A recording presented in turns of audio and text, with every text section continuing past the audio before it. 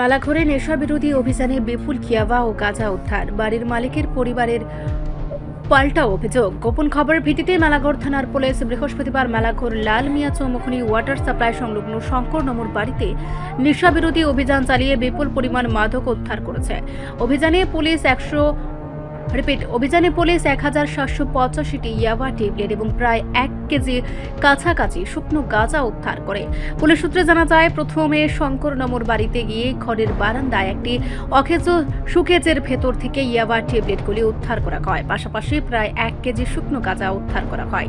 অভিযানে নেতৃত্ব দেন মেলাঘর থানার ওসি জয়ন্ত দাস। উপস্থিত ছিলেন SI Ram, SI Asit Bhattacharya, DCM Animesh Debnath সহ আরও অন্যান্য পুলিশ আধিকারিকরা। শেষ মুহূর্তে বাড়ির মালিক শঙ্কর নমকে না পেয়ে পুলিশ তার স্ত্রীকে থানায় নিয়ে আসে।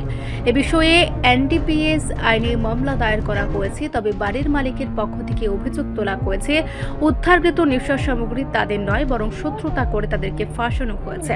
শঙ্কর নমর স্ত্রীর দাবি, দীর্ঘদিন ধরে তাদের পাশাপাশি বাড়ির সঙ্গে দ্বন্দ্ব চলছে। তার স্বামী একজন কৃষক, সুযোগ মতো যে কাজ পান তাই করেন, কোনো ব্যবসার সঙ্গে যুক্ত নন। তিনি আরও অভিযোগ করেন, স্বামী সুগারের রোগী হওয়ায় চিকিৎসার অংশ হিসেবে গাঁজা সেবন করেন, কিন্তু এটিকে মাদক ব্যবসার সঙ্গে যুক্ত করে তাদের পরিবারকে অপমানিত করা হচ্ছে।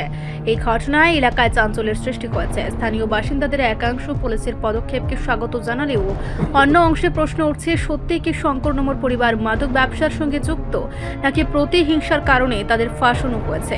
তদন্তের মাধ্যমে প্রকৃত সত্য উদ্ঘাটন হবে বলে আশা করা হচ্ছে। তার বাড়িতে কিছু অবৈধ এনডিপিএস আইটেম থাকতে পারে, এই ধরনের একটা ইনফরমেশন ছিল আমাদের।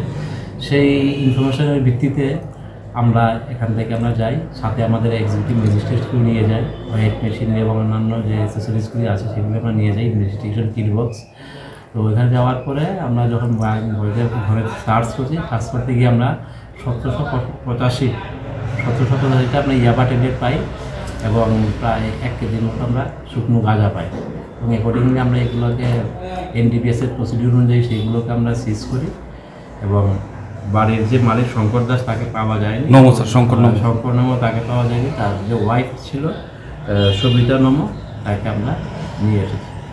কী বলবো স্যার, এই ধরনের অভিযান আগামী দিনে কেউ আমাদের কাছে যখনই কোনো ইনফরমেশন আসবে এবং আমাদের কাছে যখনই ইনফরমেশন আমরা বিভিন্ন সময় আমরা কালেক্ট করার চেষ্টা করি, সবসময়ই এই জন্য ইনফরমেশন থাকলেই আমরা ট্রিট করবো এবং আমরা সেগুলো করতে চাই। রিপোর্ট সংবাদ প্রতীক্ষা।